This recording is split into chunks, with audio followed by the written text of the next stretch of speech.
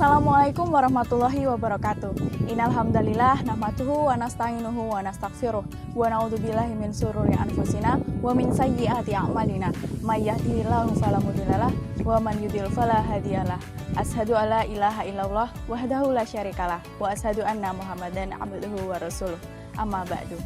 Sahabat-sahabat sekalian, pada kesempatan kali ini saya akan sedikit menyampaikan mengenai menjadi pemuda terbaik. Generasi pemuda merupakan generasi penerus yang sangat berpengaruh dalam proses pembangunan bangsa Indonesia. Dan untuk menjadi pemuda terbaik dibutuhkan beberapa kriteria. Yang pertama, memiliki ilmu dan wawasan yang luas. Sebagaimana firman Allah SWT dalam Quran Surat Al-Mujadalah ayat 11 yang artinya, Allah SWT akan meninggikan derajat orang-orang yang beriman dan berilmu beberapa derajat. Dilanjutkan juga dalam hadis Nabi Muhammad SAW yang sudah populer kita dengar, yaitu barang siapa yang menginginkan dunia, maka harus dengan ilmu. Barang siapa yang menginginkan akhirat, maka dengan ilmu.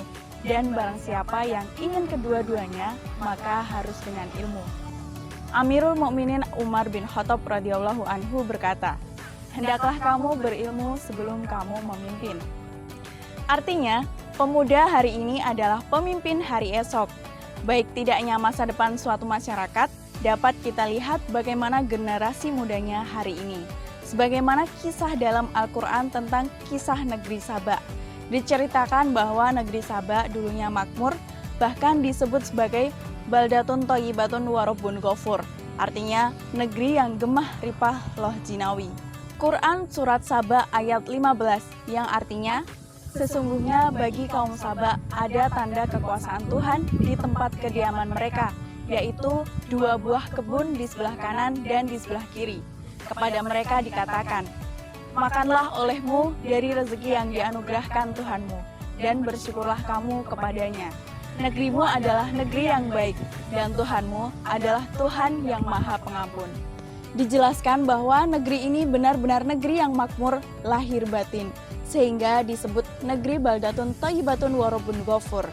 Negeri Saba ini adalah negara agraris seperti Indonesia. Negeri ini sudah berhasil membendung Sungai Nil dengan nama Bendungan Al-Maghrib. Airnya dipakai untuk irigasi sehingga sawah dan kebun jadi subur dan panen pun melimpah. Mereka bertakwa dan bersyukur kepada Tuhannya dengan pemimpin yang adil, yaitu Ratu Bilqis. Namun pada ayat selanjutnya, yakni ayat 16 menjelaskan bahwa mereka mempunyai generasi penerus yang malas dan masa bodoh. Maka kemakmuran negeri itu hancur binasa. Bendungan Maghrib atau bendungan raksasa di Sungai Nil yang dibangun dengan cucur keringat, dana, teknologi, dan pikiran jadi hancur. Serta terjadi banjir bandang besar yang menghancurkan negeri itu seluruhnya. Karena bendungannya tidak terawat dengan baik. Tanah yang semula subur dengan pohon kurma dan anggur di kanan kirinya kini jadi tandus, tak bisa dipaneni lagi. Yang tumbuh tinggal pohon cemara dan pohon bidara yang pahit dan tidak bisa diambil manfaatnya, kecuali untuk dilihat dan dikenang. Na'udzubillahi min dzalik. Sahabat-sahabat sekalian, dari kisah tersebut dapat kita ambil pelajarannya, bahwa begitu pentingnya membentuk generasi muda agar menjadi generasi penerus yang baik. Kriteria pemuda terbaik selanjutnya yaitu memiliki akhlak yang mulia. Sikap dan perilaku ini harus dimiliki oleh setiap manusia, khususnya bagi seorang muslim, baik dalam hubungan kepada Allah SWT maupun dengan makhluk-makhluk ciptaannya. Ketiga, disiplin dalam menggunakan waktu. Masalah waktu mendapat perhatian yang besar dari Allah SWT sebagaimana firman-Nya dalam Quran Surat Al-Asr ayat 1-3 yang artinya, demi masa, sesungguhnya manusia itu benar-benar dalam kerugian, kecuali orang-orang yang beriman dan mengerjakan amal soleh, serta saling menasihati untuk kebenaran dan saling menasihati untuk kesabaran. Seperti itulah generasi bangsa terbaik, yakni generasi tangguh yang tetap mewarisi nilai-nilai positif dan semangat generasi pejuang serta para pahlawan kita terdahulu. Bedanya hanya sedikit, yaitu cita rasa zamannya. Jangan copy paste, tapi cari dan bentuklah kreasi.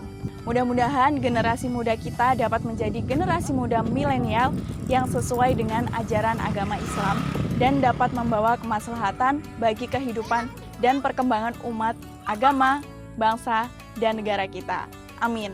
Sekian dari saya. Wassalamualaikum warahmatullahi wabarakatuh.